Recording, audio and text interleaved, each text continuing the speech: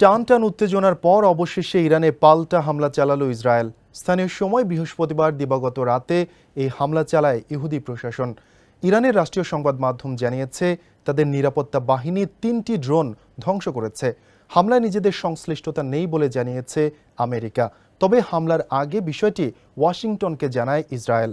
এদিকে ব্যাপক হুমকি ধামকির পর ইরানে হামলা চালিয়ে তেহরানের কতটা ক্ষতি করতে পারল ইসরায়েল তা নিয়ে চলছে হিসাব নিকেশ। বিস্তারিত রিপোর্টে। বৈশ্বিক রাজনীতির যেন বলির পাঠা মধ্যপ্রাচ্য। চলমান গাজা যুদ্ধের মধ্যেই এবার চোখ রাঙাচ্ছে আরেক সর্বাত্মক যুদ্ধ। দেশ সেরা প্রযুক্তিপূর্ণ শপ স্টারটেক আছে 19 আউটলেট ও 64 জেলায় ডেলিভারি।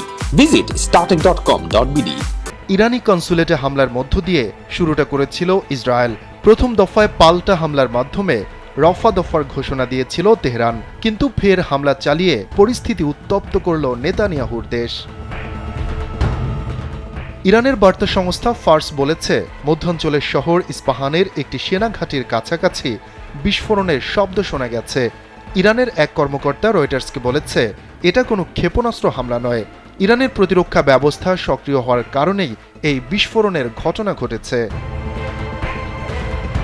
ইরানের রাষ্ট্রীয় টেলিভিশনে বলা হয়েছে মধ্যরাতের একটু পরেই ইস্পাহানের আকাশে 3টি ড্রোন দেখা যায়। সঙ্গে সঙ্গেই আকাশ প্রতিরক্ষা ব্যবস্থা সক্রিয় করা হয়, আর এর ফলে ড্রোনগুলো আকাশেই ধ্বংস করে ফেলা হয়।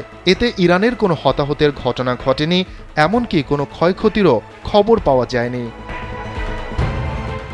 ইরানের বার্তা সংস্থা ইরনা জানিয়েছে ইস্পাহানের অবস্থা এখন স্বাভাবিক, আর স্থলভাগে হামলার কোনো ঘটনাই ঘটেনি। ইরানের এই ভাষ্য নিয়ে ইসরায়েলের সেনাবাহিনীর কোনো বক্তব্য পাওয়া যায়নি।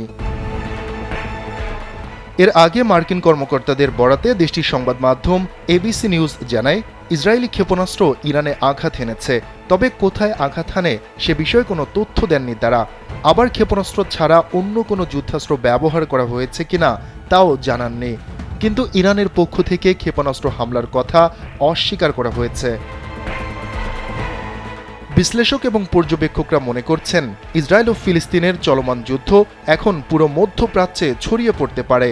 আজকের হামলার আগে ইরানের প্রেসিডেন্ট ইব্রাহিম রাইসি হুঁশিয়ারি দিয়ে বলেছিলেন তাদের ভূখণ্ডে কোনো হামলা হলে এর কঠোর জবাব দেবে তার দেশ।